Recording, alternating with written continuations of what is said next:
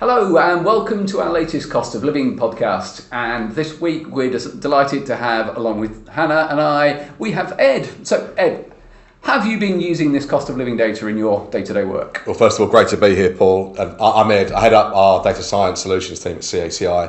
And a huge amount of our work is really all about helping our clients understand their customers, the markets that they operate in, how they can improve their marketing effectiveness, and also start to think about the propositions they should take to market to engage customers more effectively. And obviously, particularly over the last couple of years, nothing's been more front of mind for those organisations than how their customers and their potential customers are affected by cost of living pressures. So this data, combined with other sources that we have within CACI, are really invaluable in helping organisations understand what's going on within consumers, how consumers are affected by financial pressures, and how those companies can serve them better. It's a really powerful resource that we have now. I suppose we haven't necessarily been through a crisis like this before in recent memory, and how do you kind of go about the challenge of understanding consumers through this new lens, given the fact that we don't necessarily already have the data to understand them? It's kind of a new challenge we're facing. I think that's a really great point. I think one of the things we do have at CACI is lots of data that we've had for a long time. So we have a level of benchmarking around how consumers behave through different events, but there's nothing quite like the perfect storm of COVID and then cost of living. And I suppose that really is why organisations come to us, because they're really lost at where to start with it. And that's where the work that you guys have been doing with the research and the ongoing analysis really starts to create, again, a level of benchmarking, so you can start to see how things change over time. But what really adds value is when we overlay some of our other data products that classify consumers into different groups, because then at different audience levels we can understand how different groups are affected, because not every group is affected the same by these sorts of pressures, and that's a lot of what we've been helping to explain to our clients. Yeah, absolutely. And I suppose the follow-on from that is wanting to ask you how particularly lower affluent people on the scale have been impacted disproportionately. Our survey does tell us that they are by far the worst impacted, and that's not going to surprise anyone. But I suppose, what have you seen from your research with that particular group? Yeah, it's a really good place to start. And yeah, unfortunately, there are people who are always significantly impacted by price increases and challenges in the economy.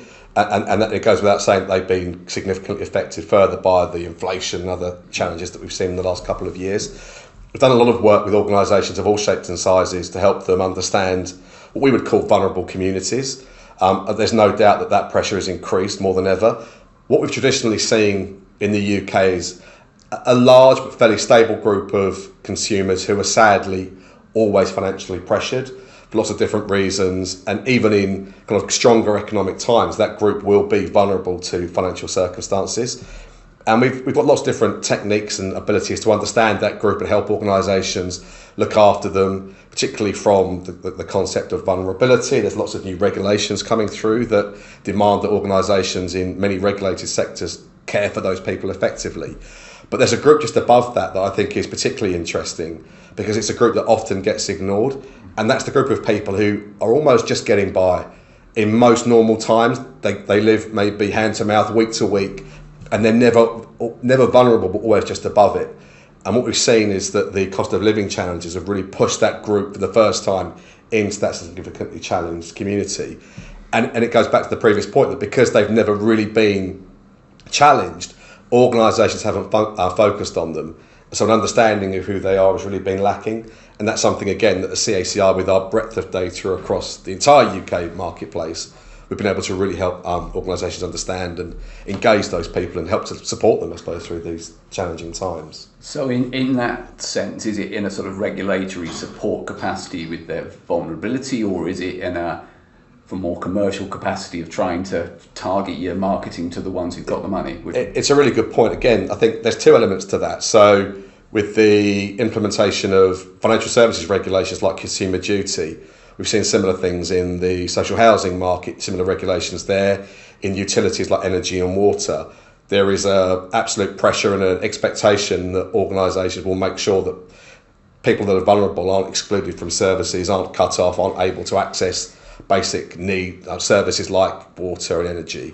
But beyond that, there's a secondary point that alongside that, organisations are under pressure to spend their marketing much more effectively and to use their budget in the right way. And there's a trade-off between continuing to serve those communities and engage with them, but actually potentially pull back marketing simply because you're not going to be able to generate a response at this time. And another area that we are significantly supporting organisations in right now is thinking about budget pressures, because whilst there's a cost of living crisis, that filters up to organisations in their marketing budgets. And a lot of organisations are having to pull back spend. So what we can do with the data that we have within the business and the insight you guys are providing with the cost of living work is start to guide organisations to where they should spend that money to get a better response, because there are sadly certain audiences that right now aren't going to be engaging in some of the services they otherwise would. Yeah, and I've got this little pet theory that I've started to spot in some work I've been doing, not in the sort of support world, but in that marketing world, that I'm seeing that the group tenant living, who probably used to fall in that quite high spending, not in the hardcore vulnerable group, I've been seeing from work I've been doing in the food and beverage world that they seem to have noticeably dropped off their spend over the last 18 months. And it's the first group I've been able to really see that that's happening with. Is this a trend that anyone else has been seeing? Because it's in our transactional data. Are they simply so tight with their rents, their everyday living, they're going, look, I'm not going to treat myself like that? Yeah, we've noticed really kind of significant moves in that group as well. So when the Body Shop sadly announced a couple of weeks ago that they were going into administration, we had a look at who was driving that decline in spend from the Body Shop, and funnily enough it was that exact group. And I think there's probably two reasons for that. Firstly, they are being particularly hammered at the moment by the fact that they've got so much less disposable income, they're very vulnerable to rent rises and so forth, and they're also an audience that can get snapped up quite easily by disruptor brands that come and take their spend. For example, Sephora is a brand that really appeals to this group. A huge amount of market share has been taken by Sephora from that particular demographic group.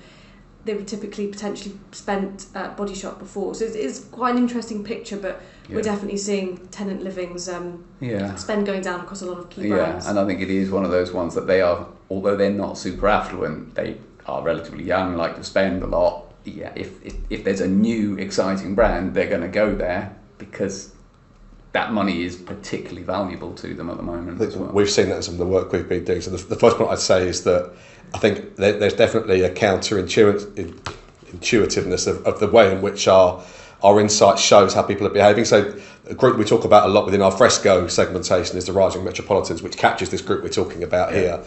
They are traditionally sort of young, urban, plenty of disposable income, plenty of appetite to go out and spend their money. And they're a group that lots of organisations would typically try and go after. And even at this time now, there would be a natural instinct to think that group will continue to spend money during a cost of living crisis. But as the analysis shows, and you just described it, their income is significantly challenged by rising rents, rising travel costs, energy, etc. So one thing we've started to see is some organisations pull back from that group and quite sensibly maybe divert targeting to other segments. The other piece is just going back to the point about where they're spending their money. We've done a lot of work recently in the retail fashion space, and we've seen that group in particular pull back from traditional brands that they would traditionally have seen significant spend and think about marketplaces like Vinted, or moving to emerging brands like Shein, where they can still spend the money but maybe get a little bit more return for their cash. So that's definitely a trend we're seeing as well. And then you talk about that marketing budget being diverted. I presume that there is a group that are the super wealthy who probably are becoming more attractive to your clients to market to. Yeah, completely that. And that's one of the biggest trends that we've seen. So a lot of work we've been doing has been helping vulnerable communities, and it's really great that we're able to help there. But there are still plenty of organisations that need to drive growth commercially, and we understand that completely and we want to support them. There is definitely a movement I've seen in the last couple of years of organisations of all shapes and sizes moving their propositions and their marketing towards more affluent audiences. So you'll always have that group of ultra high net worth and super high net worth who are shielded. It's not to say that they aren't challenged in some areas, but broadly they're almost completely shielded from cost of living pressures.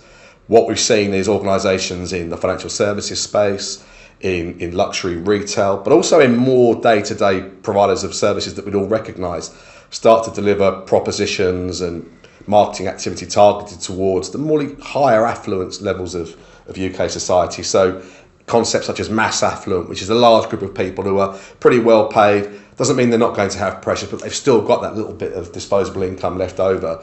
There's lots of organisations fighting for that particular audience right now, and again, a lot of our insight can really help them understand and shape propositions to do that.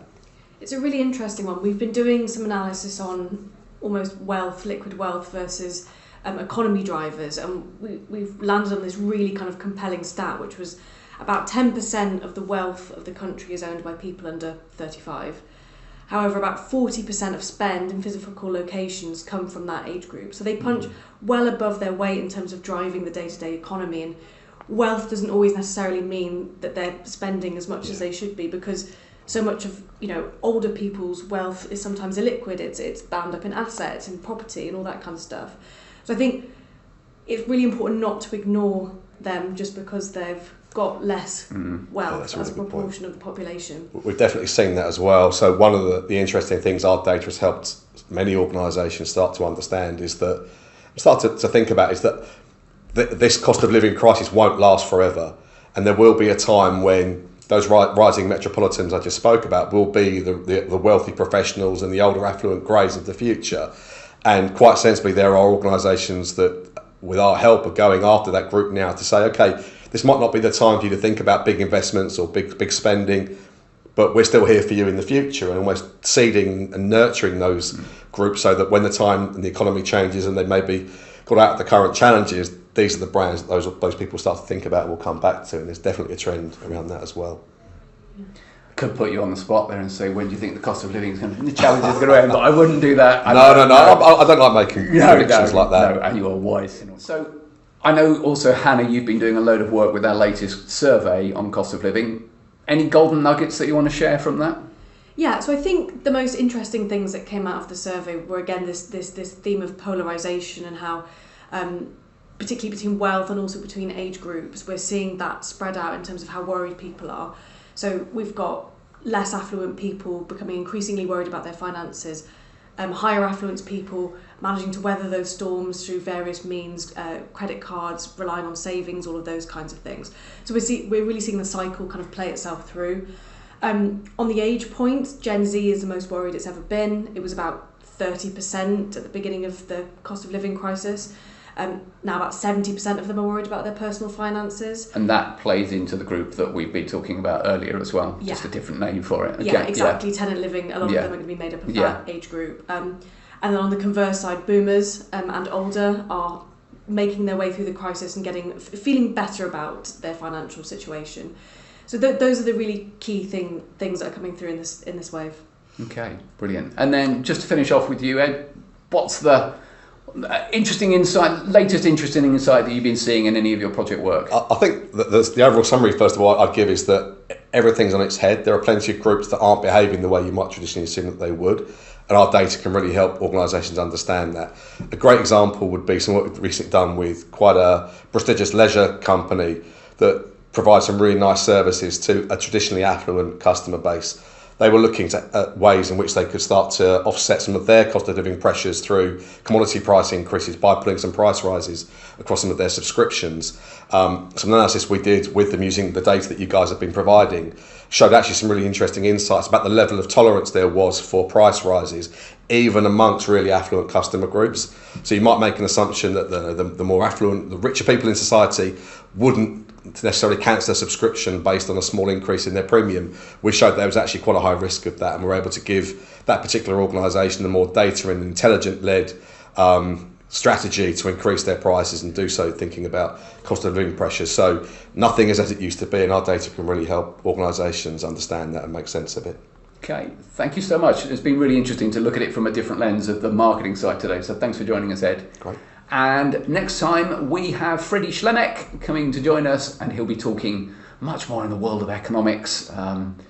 We won't make him talk about the budget, but who knows? We'll see where we're going on. What are the latest findings from cost of living in terms of sort of people's everyday budgets? So we look forward to catching you next month. Thank you for listening.